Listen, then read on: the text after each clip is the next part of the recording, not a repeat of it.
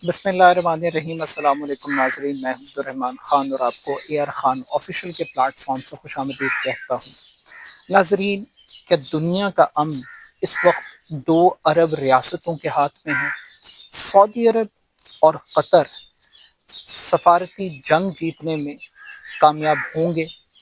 रूस यूक्रेन जंग के मुज़ाकरात का अंजाम क्या होगा? आज के इस व्लॉग में हम इन तीन बुनियादी नुकात पर बात करेंगे। इस वक्त पूरी दुनिया की नज़रें दो अरब रियासतों की डिप्लोमेटिक स्ट्रेंथ के ऊपर लगी हुई हैं। पूरी दुनिया सऊदी अरब और कतर से एक्सपेक्ट कर रही है कि वो जो दुनिया के अंदर बड़े आलमी तनाज़ात इस वक्त चल रहे हैं, रूस यूक्रेन जंग और गज़ा की जो सूरत हाल है, इससे निकालने के लिए ये दो बड़े मुल्क इम्पॉर्टेंट वाइटल रियासतें अपना एक रोल प्ले करेंगी। तो इस वक्त डिप्लोमेटिक चैनल्स के ऊपर दोनों मुल्कों का बड़ा इम्तिहान है। आज सऊदी अरब में मीडिया रिपोर्ट्स के मुताबिक अमेरिका और यूक्रेन के दरमियान बाकायदा तौर पर मुज़ाकरात का एक आगाज़ हो रहा है और इस मुज़ाकरात का बुनियादी मकसद रूस और यूक्रेन के दरमियान सीज़ फायर करवाना है और सीज़ फायर के लिए उन टर्म्स एंड कंडीशंस को तैयार करना है जिस पर बाद में रूस को भी एक पेज पर लाने की कोशिश की जाएगी। मगर इंटरेस्टिंग क्वेश्चन ये है कि जिस वक्त ये मुज़ाकरात शुरू हो रहे हैं सऊदी अरब में, तो एन उसी वक्त मॉस्को के ऊपर तारीख का सबसे बड़ा हमला किया गया है यूक्रेन की जानिब से और ड्रोन अटैक्स किए गए हैं। तकरीबन 69 के करीब ड्रोन अटैक्स बताए जा रहे हैं कि वो बाकायदा तौर पर नाकाम बनाए हैं रूस ने। और ये वो हमला है जिसमें कुछ इमारतें डैमेज हुई हैं, एक शख्स की हलाकत हुई है बाकायदा तौर पर। तो जो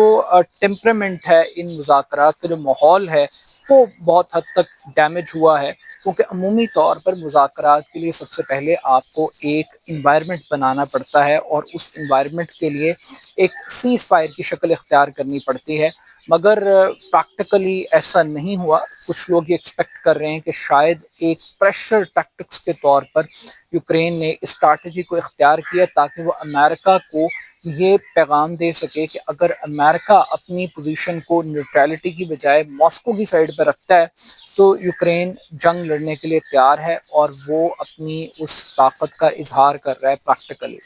बट जहाँ पर ये मुज़ाकरात हो रहे हैं वहीं पर डिप्लोमेटिक चैनल्स के अंदर एक नई डिबेट हमें सुनने को मिल रही है और वो डिबेट ये है कि आखिर मुज़ाकरात के लिए सऊदी अरब को ही सालिस का किरदार क्यों दिया गया है। ये बड़ा एक इंटरेस्टिंग क्वेश्चन है, क्योंकि माजी में जब बाइडन इंतज़ामिया थी तो उस वक्त सऊदी अरब के और अमेरिका के ताल्लुकात बहुत कशीदा थे। एक सऊदी सहाफ़ी जमाल खशोगी का मर्डर हुआ था इस्तांबुल में और उसके बाद बाइडन की जानिब से बहुत सख्त अल्फाज मोहम्मद बिन सलमान के लिए इस्तेमाल किए गए थे। तो सऊदी अरब को एक मरतबा फिर ट्रम्प मेन स्ट्रीम पॉलिटिक्स के अंदर लेकर आए हैं। सऊदी अरब को उन्होंने बाकायदा तौर पर एक सेंटर स्टेज दिया है और ये इंकशाफ उस वक्त हुआ था जब बाइडन के बाद ट्रम्प ने हैरानकुन तौर पर यह ऐलान किया कि वो पुतिन से सऊदी अरब के अंदर मुलाकात करेंगे और एक टेलीफोनिक गुफ्तगू हुई थी। तो इस गुफ्तगू ने सऊदी अरब की डिप्लोमेटिक चैनल्स के अंदर दुनिया के अंदर इम्पोर्टेंस को बढ़ाया है। अब जहाँ पर सऊदी अरब की इम्पोर्टेंस बढ़ रही है वहीं एक हिस्टोरिकल बैकग्राउंड देना बड़ा इम्पोर्टेंट है। सऊदी अरब वो मुल्क है जिसने 2022 में मॉस्को के दरमियान और यूक्रेन के दरमियान बाकायदा तौर पर 250 से ज़ायद कैदियों का तबादला करवाया था, एक एग्रीमेंट करवाया था जिसके ज़रिए दोनों मुल्कों ने एक दूसरे के कैदियों को रिहा किया था। और सऊदी अरब की अगर सालिसी की तारीख़ देखें तो हमें ये पता लगता है कि सऊदी अरब वो मुल्क है जिसने हमास और अल फतह के दरमियान भी सुलह करवाई थी बाकायदा तौर पर। और इसी तरीके से सऊदी अरब बाज़ मौक़ों पर यमन में भी एक रोल प्ले करता रहा है अमन के हवाले से। तो सऊदी अरब की एक तारीख़ है। लेकिन अगर हम कतर की बात करें तो कतर की भी तारीख़ बड़ी ज़बरदस्त है सालिसी के किरदार के हवाले से। अब तो कहा जाता है कि जो कतर का आइन है उसमें बाकायदा तौर पे जो गाइडेड प्रिंसिपल्स हैं उसमें रियासत का जो डिप्लोमेटिक रोल है वो इंटरनेशनल कैनवस के अंदर सालिस का रखा गया। अब सालिस तब बनते हैं جب آپ سب کے لیے ایکسیپٹیبل ہوتے ہیں، سب کے لیے آپ قابل قبول ہوتے ہیں، آپ پارٹی نہیں ہوتے اور آپ تمام فریقین کے ساتھ ایک رابطہ رکھتے ہیں۔ اب قطر کی ثالثی کی جو تاریخ ہے، امریکہ کے لیے قطر کی بھی بڑی امپورٹنس ہے۔ جو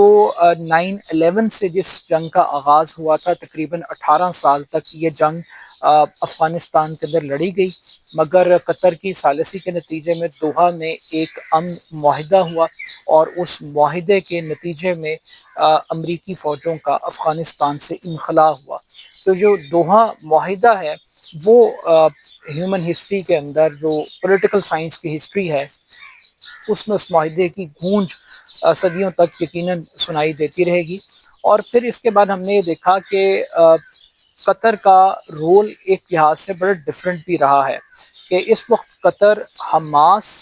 اور اسرائیل کے درمیان بھی ایک ثالث کا رول ادا کر رہا ہے، جس میں ابھی ابتدائی طور پر ایک سیز فائر ہوا ہے، قیدیوں کے تبادلے ہو رہے ہیں، آلدو کہ اس میں مصر کا بھی ایک بڑا ایک وائٹل رول ہے، لیکن قطر ایک بڑا ایک میجر ایک کی پلیئر کے طور پہ افریقن کنٹریز کے اندر بھی قطر نے اپنی ثالثی ادا کی ہے، سوڈان جیسے ملکوں میں بھی اپنی ثالثی ادا کرتا رہا ہے۔ اور پھر اس کے بعد جو قطر کی اسٹرینتھ رہی ہے کہ قطر نے اپنے آپ کو وہ تمام تر تنظیمیں، آرگنائزیشنز جن کو ٹیررسٹ آرگنائزیشنز ڈکلیئر کیا گیا یا ہارڈ کور ٹیررسٹ آرگنائزیشنز کے طور پہ پینٹ کیا گیا، قطر نے ان تمام تنظیموں کے ساتھ رابطے رکھے، جس میں اخوان المسلمین ہے، حزب اللہ ہے، حماس ہے، طالبان ہے، ان تمام فریقین کے ساتھ جن سے پوری دنیا تنگ تھی یا پوری دنیا کے جو نظریات تھے وہ ایکسیپٹیبل نہیں تھے۔ قطر نے ان تمام ریاستوں کے ساتھ، ان تمام گروہوں کے ساتھ، ان تمام فریقین کے ساتھ تعلقات رکھے۔ قطر نے اپنے آپ کو ایران کے ساتھ بھی جوڑے رکھا۔ ایک وقت ایسا بھی آیا کہ قطر کو آئسولیشن کا سامنا کرنا پڑا، تمام عرب ریاستیں سعودی عرب کے پریشر میں آ کر انہوں نے اپنے آپ کو ڈسٹنس کیا قطر سے، اور ایک طرح کی مکمل طور پر ایک بائیکاٹ تھا قطر کا، لیکن اس بائیکاٹ کے باوجود قطر نے اپنی پوزیشن کو نہیں تبدیل کیا اور قطر نے اپنے سفر کو جاری رکھا۔ لیکن پھر اس کے بعد ہم نے دیکھا کہ قطر کی یہی جو پوزیشن تھی عالمی تنازعات کی صورت میں، چاہے وہ طالبان کے ساتھ ہوں، چاہے وہ حماس کے ساتھ ہوں، حزب اللہ کے ساتھ ہوں، وہاں پر قطر کی وہ پوزیشن کامیاب طریقے سے استعمال کی گئی۔ یہ بھی ایک ہسٹوریکل فیکٹ ہے کہ جہاں پر حماس اسرائیل کے لیے اور امریکہ کے لیے ایک بہت بڑا تھریٹ تھا، وہیں پر حماس کا آفیشیل دفتر جہاں پہ اسماعیل ہانیہ باقاعدہ طور پر موجود تھے، وہ بھی قطر کے اندر تھا، دوحہ کے اندر تھا۔ طالبان جنہوں نے بھرپور جنگ لڑی، ان کا دفتر بھی باقاعدہ طور پر دوحہ کے اندر قائم تھا۔ تو قطر ان تنظیموں کی فنڈنگ کر رہا تھا، فائنینسنگ کر رہا تھا، اور میڈیا کی دور میں جو ایک انٹرنیشنل سٹینڈرڈ کا پوری دنیا کے اندر ایک انگلش چینل جس پر اپنا لوہا منوایا، الجزیرہ، وہ بھی قطر کا پروجیکٹ تھا، تو اس کے اوپر بھی بڑا پریشر تھا قطر کو کہ کسی طریقے سے وہ اس پورے معاملے کو بند کر دے اور ختم کر دے، لیکن سٹل اس کے باوجود قطر نے اپنی پوزیشن کو ختم نہیں کیا۔ اب سعودی عرب اور قطر یہ دونوں ملک اپنی اکانومی کے اوپر فوکس کر رہے ہیں اور ملٹیپل ایونیوز اور ملٹیپل اپرچونٹیز تلاش کر رہے ہیں پوری دنیا کے اندر، اور یہ ایک دوسرے کے رائیول بھی تھے۔ لیکن پھر اس کے بعد ہم نے دیکھا کہ ایک وقت کے بعد جب چین نے سعودی عرب اور ایران کے درمیان ثالث کا کردار ادا کیا اور دونوں کی صلح ہوئی، تو اس کے بعد ہم نے دیکھا کہ قطر کے اور سعودی عرب کے اور عرب ریاستوں کے بھی تعلقات کے اندر بہتری آئی، اور اس بہتری کے نتیجے میں جو فٹ بال ورلڈ کپ ایک ہوتا ہے قطر کے اندر ہوا، اس میں ہم نے دیکھا کہ محمد بن سلمان نے باقاعدہ طور پر شرکت کی۔ تو but still at the end of the day یہ بڑا ایک انٹرسٹنگ موومنٹ ہے کہ پالیٹکس مڈل ایسٹ کی ہو یا سینٹرل ایشین اسٹیٹس کے حوالے سے ہو، دونوں عرب ریاستیں اس وقت توجہ کا مرکز ہیں۔ دونوں عرب ریاستیں اپنی ڈپلومیٹک سکلز کو استعمال کر رہی ہیں، ڈپلومیٹک چینلز کو استعمال کر رہی ہیں، لیکن سٹل دیکھنا یہ ہے کہ کیا یہ دیر پا امن لا سکیں گے، کیا وہ سیز فائر جس کا خواب دیکھا جا رہا ہے اور کیا جنگ کا وہ کنکلوژن جس کو ڈرا کرنے کی کوشش کی جا رہی ہے اس کے اوپر کنسنسس ہوگا، کیونکہ شاید روس یوکرین معاملہ اتنا پیچیدہ نہیں ہے جتنا معاملہ غزہ کا ہے، اور کیونکہ غزہ کے حوالے سے ٹرمپ ایک پارٹی کے طور پہ سامنے آئے ہیں، یہاں پر وہ مکمل طور پر نیوٹرلٹی سے ہٹ کر وہ ایک پارٹی بن رہے ہیں غزہ کے خلاف، وہ غزہ کے رہائشیوں کو وہاں سے بے دخل کرنا چاہتے ہیں، وہ وہاں پہ ایک ٹورسٹ سٹی بنانا چاہتے ہیں، ایک ریزورٹ بنانا چاہتے ہیں غزہ کو، اور یہ ایک بڑا ایک مشکل پروسیس ہے